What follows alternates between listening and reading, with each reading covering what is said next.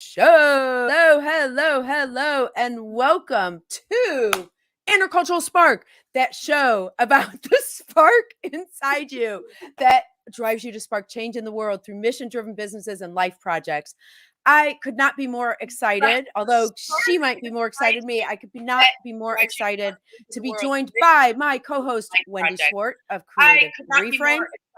Although she might be more excited than me. I could not. Are you hearing an echo? I'm hearing an echo. My co-host, Wendy Swart. All right. I'm going to see if I can figure this out. But in the meantime, quickly, can you hear me? Here, Wendy, I'm going to pull myself out. You tell everyone who our guest is today. See if I can figure this out. But in the meantime, welcome to Intercultural Spark, Deanna's show. Wendy, I'm going to pull myself out. You tell everyone who our guest. Oh, Wendy, it's on your end. All right. Welcome to Intercultural Spark, that show about the spark inside you. I already said that. Oh, my goodness gracious. Let's just get to Natasha Manchanda. She is the founder of the Indian Edit podcast. And what I love so much about her is out of all the 2 million podcasts in the world, she's like, yeah, there's not that many people that are that interesting. So I'm just going to do my own show, which now has had like over 30,000 downloads. She's like the top podcast in India on iTunes. I mean, just really phenomenal. So we're going to hear her story about how she is getting the stories of entrepreneurs and powerful women that all have some sort of connection to India. So welcome everyone to Intercultural Spark.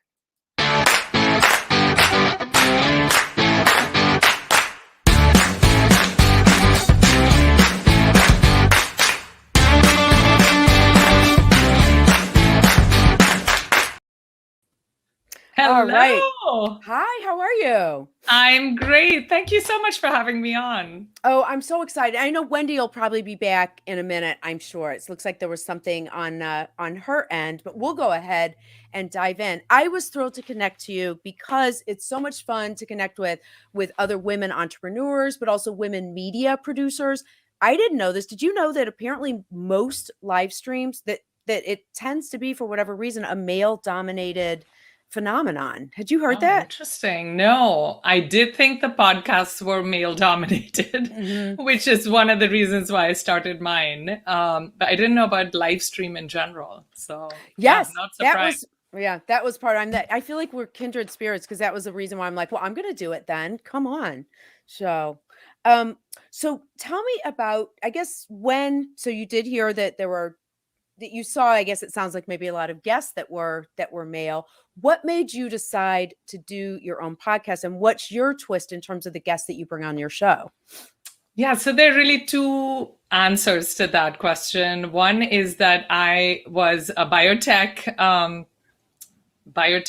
nerd and doing my biotech work, but I had so many other interests always. So the podcast was partly a way for me to indulge all my other interests and learn how other people have started businesses, other people are doing interesting stuff. It was just a way for me to indulge all my curiosity.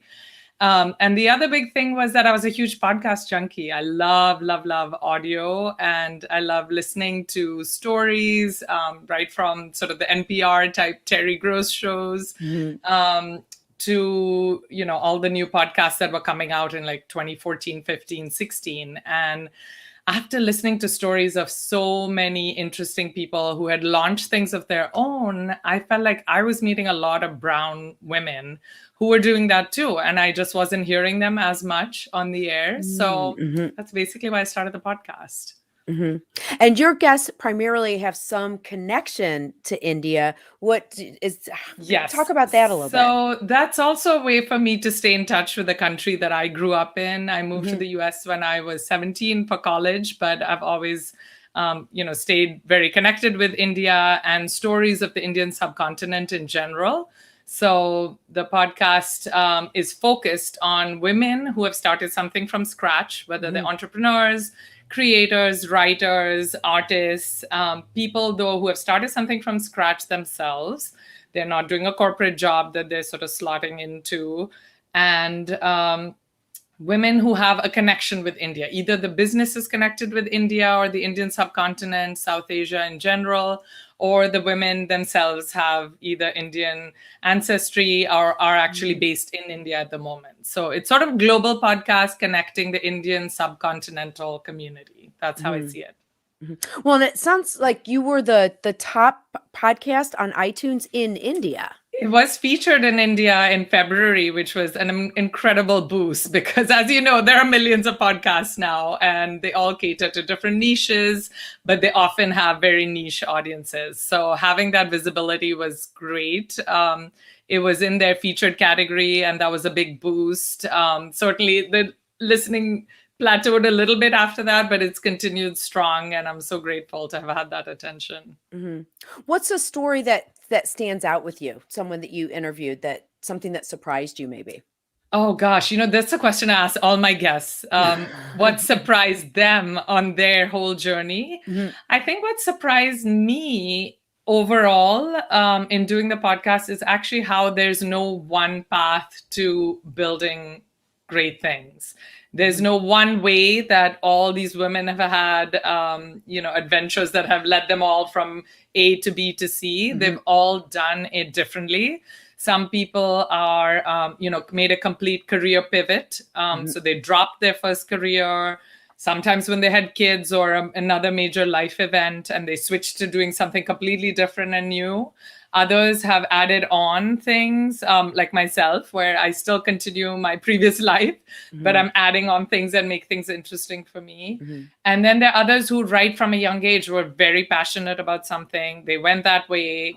So, and in so many other ways too, there's a million ways to navigate achieving what you want. And I think I was sort of surprised because sometimes in the mainstream, you kind of hear one startup story.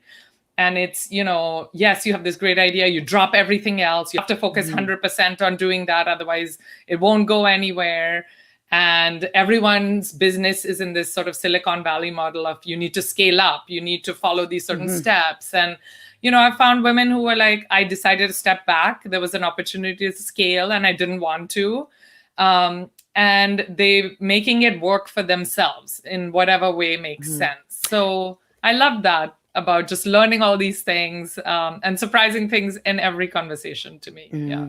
I find too, and I don't know if COVID had something to do with this whole idea of how we integrate our lives, because I know you're a mom as well, a mom, you're a wife, and is it like, it's, you said it's a biochemist or you're working in a science? Yes. Yeah, Okay. I have training in genetics, but Okay. I work mostly with family foundations that are investing in biomedical research. So I'm basically a freelance consultant. I like it. So I'm you're a on doctor on call. one side. Yes, I don't see patients, but yeah, I'm a trained researcher, which is also why I just love learning about anything and everything that I'm interested in. Sure. But this whole idea of how we integrate stuff, and you're right, whether it's Silicon Valley and there's a certain model there, but certainly there's been just last week I had a wonderful person on the show. She is a business consultant, people talking about sales, but there's just been this explosion, it feels like, of coaches. They're like, here's the way to do it. And I think you're right. Each person has to find their way and how they want to integrate all the different parts of who they are. Yeah, I think that's huge. Really how to make it work for you. And I think that's partly why I also focused only on women, because I think men just have a different set of, they're dealt with different cards for better or worse. And how women are navigating all the challenges to making their lives work was very interesting to me. I mean, not every woman who's on is a mother or a wife or whatever, but I think that to me is of particular interest. Sure. And they're all looking for like purpose and meaning. So Brianna says, your podcast sounds amazing. Why do you think something like your podcast didn't work before? And Stephanie adds, agree with Brianna, eye-opening. And by the way, for anyone who's watching live, we totally welcome your questions and comments, or at least say hello, because we don't know who's here unless you tell us hello. So yeah, why do you think it didn't? Thanks so much for that. Yeah, I'm not sure. I think there have been a lot of podcasts that have come out of India, but also people sort of getting the Indian subcontinent and South Asian creatives and others on board now. I think at that time it was all just pretty new. And that's why I was hearing a lot of the white men that I was. So I think everyone has diversified. And I think at this moment, certainly in the US, there's been a huge reckoning with, with racial justice and social justice over the past year. So I think there's been a conscious move, even on those really mainstream, typical podcasts, to diversify their guests, their audience, all reach a wider audience. Yeah. And I hope you don't mind. I'm just curious personally. I'm also in a intercultural marriage. I'm Jewish from the Midwest. My husband is not Jewish, from Brazil.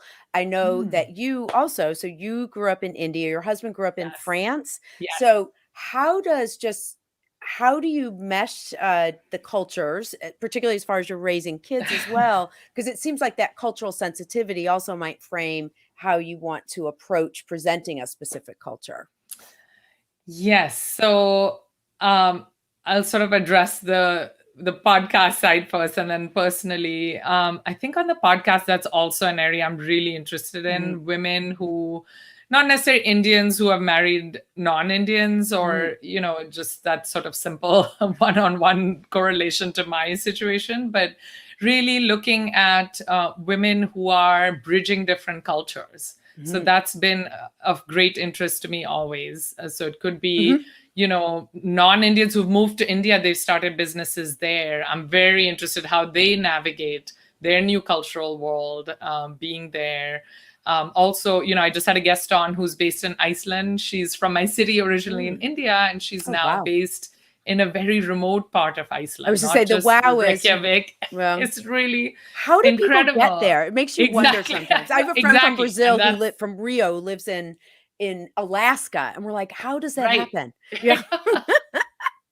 So that's I just met her, and I was like, you need to come on, and this is just a great way to have that in-depth look at her life story. Because again, in the restaurant, I couldn't say more than 10 minutes because she was actually working and managing the restaurant. So I think that's very interesting to me. People who are bridging different cultures, people who are bridging different disciplines as well. That has always been of interest to me. Scientists who are connecting the arts, people who are engineers who are now doing design or textile making. So that is always my personal interest. As far as my own story, it does sound incredibly sort of exotic, having the French and the Indian, but you know how it is in the US. It's such a multicultural society. My husband and I are both graduate students here in Boston. We just met at a party, and so it goes. We're living here, so we actually don't have to face a lot of the cultural challenges if we had moved to either of our home countries. But yeah, I mean, I'm a sort of French speaker half-heartedly, and our kids, we're trying to introduce them as much as we can to both cultures, languages, and all our families are still there, so we go back normally every 6 months. That's great. So we have some comments coming in. One, Avital says Wendy may have fixed her audio problem. I miss you. We hope so. Avital, I don't know if that's clairvoyant or you can reach Wendy, but we welcome her back. I hope that she does. And Alberta, now I wonder, I must have connected with Alberta through Alberta. Wendy. So I love your podcast. Do you find your stories, or do they find you? Also, do you have structure or routine in your days, or just 100% freewheeling? Does anyone achieve anything 100% freewheeling? Let us know. Like, today was 100% freewheeling day with one kid at home who's not well. So this was the structured event in my day today. But that's a great question. I think as far as the stories finding me or me finding, it's really both. So people have reached out when they've seen the podcast and they've asked to be on. There are PR people who contact me for their clients, but usually it's my own interest and curiosity, because I certainly don't want to just feature people who have already had their stories shared a lot or who are really well known. So I love, the chance encounter in Iceland that led me to this incredible story of someone, who was working in fancy hotels in New York and ended up meeting someone from Iceland and moving there. So, these are the things that I just find the spontaneity of including those stories is what's great about doing an indie podcast where no one's sort of telling me what to do. And as far as the structure of the days is, it really is a juggle. It depends how busy I am on my consulting client side. I can only commit to 2 podcasts a month. So every 2 weeks, I have an episode out. So there are times where I batch them and then I'll spend the whole day on the podcast. It's certainly always in the back burner. I mean, every book I read, every, person I encounter, I'm always thinking about it. But as far as the days go, sometimes I'm much more on the consulting side. Some days I'm much more on the podcasting side. So it is a bit, I guess I would be freewheeling. I don't know. I make my list for the week for sure on Sunday night and know exactly what I'm doing with every hour usually. Wendy is back. I do want to ask you about the tech side. Wendy, hello. Do you mind? I'm going to ask Natasha. I just want you to talk about the tech side of what you had to learn, like as far as, because you're saying twice a week. I know because I work with someone. All I do is give my opinion on it. Someone else does all the editing because it's really it's a lot of work. It's a lot of work. So did you know all that stuff, or how did you learn everything you need to know to technically produce a podcast? Was that going to be your question, Wendy? She's nodding her head. No, not at all. Oh, okay. But I can't wait to hear the answer and then put in my 2 cents. Yeah, so I have to say I was daunted because it seemed like a radio show when I used to listen to podcasts. And, it started with like NPR Serial and all those, which are very, very heavily professionally produced. So certainly this is nothing like that, but that's why it took me a couple of years to get there because I was daunted. And then I realized I just had to jump in and do it. But I did do my first chat with a really close friend of mine that took off some of the pressure because it was just a chat with a friend. And we actually went into so have a friend with you? That's a really good idea. No, she was my guest. Exactly. I know, Wendy. There you go. Yay. You really two don't need help. But I was really I was such a noob and I had to go in to a studio. So there's the Podcast Garage in Boston. And there are places like that have popped up all over where they provide you a professional recording studio. So at least, the quality of the sound's going to be great. You don't have to, you do the sort of, is this thing working yet kind of, awkwardness. Although now I have to say with Zoom, Skype, all the recording stuff is so trivial. And Anchor is an amazing app for people who just want to get a podcast up and running without dealing with the website and the full package. Anchor, you could just record a conversation. My daughter put one up just for fun when she was 9. And you just record it and it's up on iTunes. So I think the tech is really... to get away back from the technology piece of how to do a podcast, but get into the content of what it is that you do. As you guys know, I teach cultural entrepreneurship at Boston University. And one of the things that really attracted to me when I first met you, Natasha, was that the Indian Edit is all about design, culture, and entrepreneurship. And I just love where that all plays together. But what I'm so curious about is, how do you define culture, right? How do you, and I've actually, and how that's changed since you started the Indian Edit, because I've certainly noticed that I'm actually getting away from the use of the word of cultural entrepreneurship because nobody knows what the hell that means. So I'm using more creative innovation. And so I'm just kind of curious, it looks like in your 58 episodes, you've interviewed, human rights lawyers, authors, crafting, restaurant mavens, jewelry folks, a lot of children's authors as well, and some diet folks and multicultural kids. And I'm just kind of, how are you defining culture / creativity? That is a great question. I obviously need to be more thoughtful about it than I have. But I think cultural entrepreneurship to me was the idea of people who are really launching businesses or ideas that are bringing together people and different facets of culture. So some of them are really like cultural entrepreneurs in a more narrow sense. Maybe that's what you were working with, where for example, a young woman in India began a magazine, and that was focused on Indian craft, textile, many different aspects of Indian culture, as we would consider it. Yeah. So she launched something new within this field, or someone who's starting a museum, which, Cool. you know, there's a new one in Bangalore. So that's sort of cultural entrepreneurship, I guess, in a more traditional sense, where And you're launching something that's not just a nonprofit, but it's specifically a cultural institution. And are you using arts and culture with a small a, small c to try to actually move culture with a big C? Is that something that you're thinking about at all? Like, how do you change the conversation around that? What do you mean in terms of what's just the big? So when you're talking about arts and culture, small or big, what's the difference of that? The big culture is culture, social culture, and that the culture of society, and that arts and culture, arts and creativity are an entry point to try and change and shift and move how people are interacting with the culture. I think of Indian culture. I think of so you're talking, because that's what I'm saying is like there's culture like art, like arts, but then there's also culture like a national heritage or cultural groups. So are you using arts and culture like the arts to actually make a shift in Indian culture? In Indian culture, or how Indian culture is perceived, or maybe how it's perceived. That would make that. I guess actually that's a good point. Like, is there what you're looking at in terms of how people perceive Indian Americans, maybe in the U.S. as well? Does that make sense, Wendy?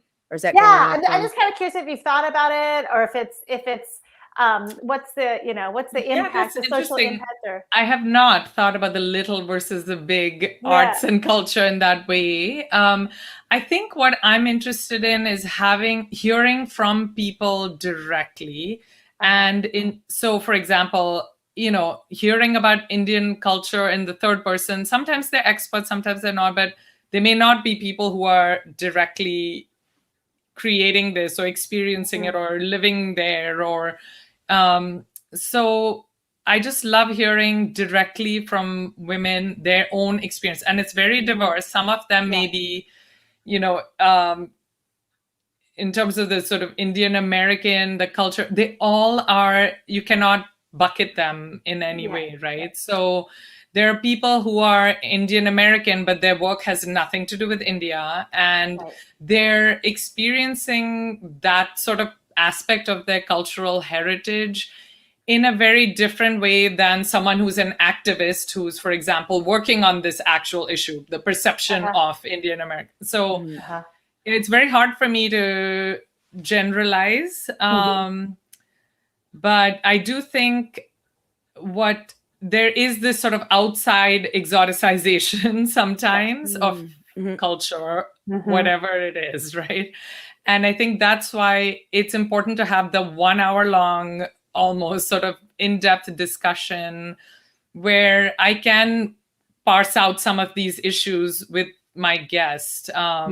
Sometimes it's just my ignorance because I'm not aware of this, the depth of the cultural nuances myself, and that person who, for example, an activist in racial justice may have thought about it at a level and a depth which I just don't have the capacity or time for. Well, actually, so that's a huge learning experience for me. But I don't know if I answered your question. But in each conversation, I don't remember what my question was. Do you know what? You're going to laugh. Yeah. I love that. I actually have, for moments just like this, is there a question in there?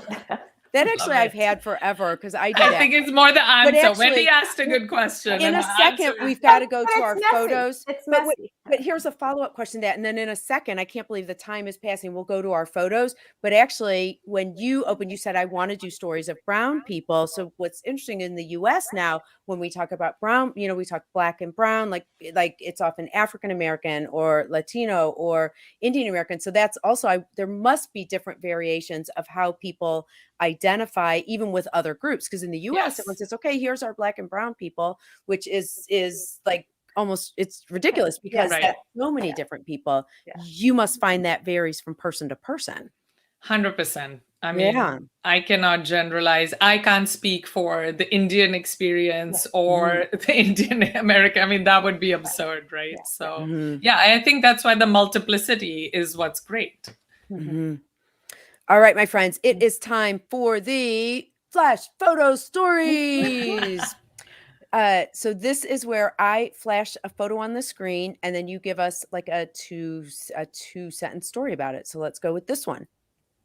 Oh, I love this picture because it is after I went to the podcast garage. This is my dear, dear friend Priya Giri Desai, who is a filmmaker and producer extraordinaire.